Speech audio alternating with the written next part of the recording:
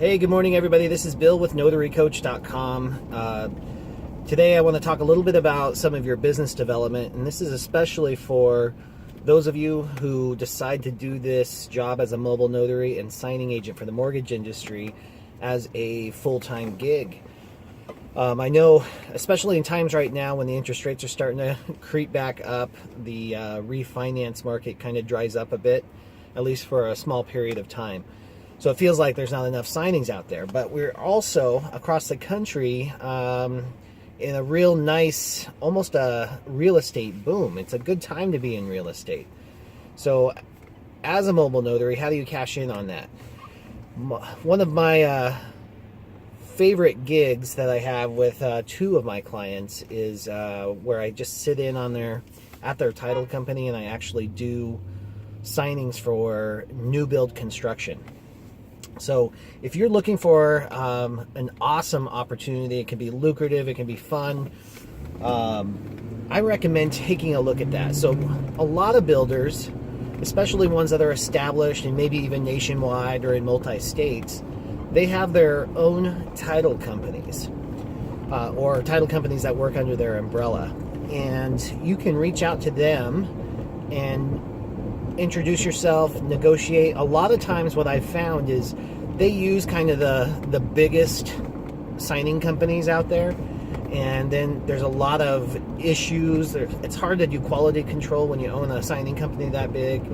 You just got to get people to fill those seats and fill those signing orders. So a lot of times you don't have control over the quality, and these builder clients are so specific, and they're very detail-oriented, I guess, or OCD almost, in the way that their files have to look, because they've got to package those up and sell them on the secondary market so they can get their investment back and continue building.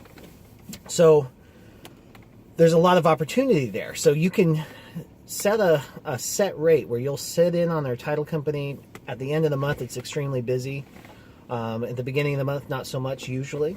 This month is proving to be different in that case, and probably the next 6 months as well. So what you'll do is you'll just set a set rate for every signing that you sit in their office or their conference room and take care of. What's nice about this particular type of setup is you don't have as many costs. You're not driving around all over town spending fuel and wear and tear on your vehicle. Plus, you don't pay for the printing because it's all printed and copied right there in their office. So there's a lot of perks there. You've got to have a personality that people enjoy being around in that environment, because you're working in a very high-stress environment. Those escrow officers are under a lot of pressure. You know, unlike refinances, these purchase transactions close immediately. So everything in the file has to be perfect. You know, the escrow officers have so much more going on. They're closing 100 files where you're just closing the 1 or 6 that you're doing that day. So you've got to have kind of a team attitude, solution-oriented, and enjoyable and fun to be around if you can do that.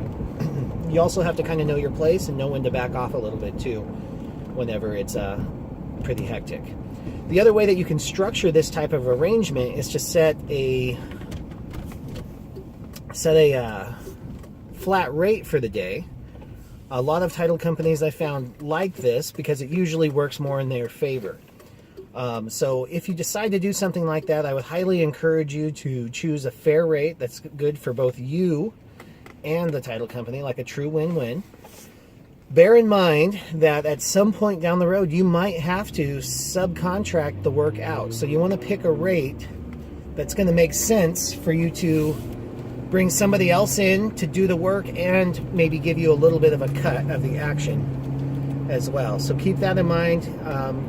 Your market city is really going to kind of determine what that is.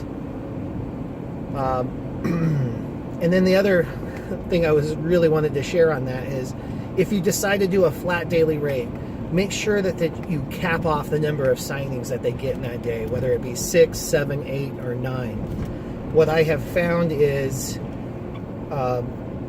very oftentimes they'll try to cram 8 to 10 of those things in a 8-hour day, and there's no time for breaks, and it's just really hard to keep good people in that work environment. So just keep that in mind as you move forward. And if you have any questions on how to contact builders, I'm happy to help you out.